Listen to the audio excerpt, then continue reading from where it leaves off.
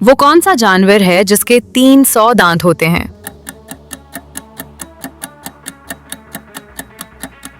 सही जवाब शार्क।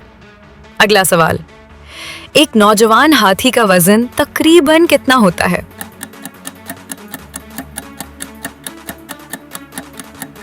सही जवाब 2000 किलो। अगला सवाल, वो कौन सा जानवर है जो अपनी दुम के जरिए से उल्टा लटक सकता है?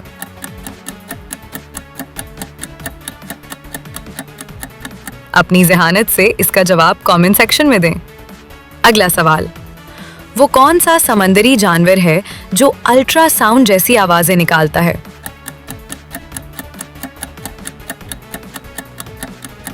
सही जवाब डॉल्फिन।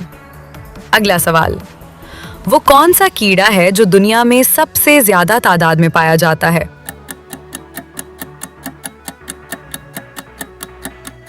सही जवाब चींटी।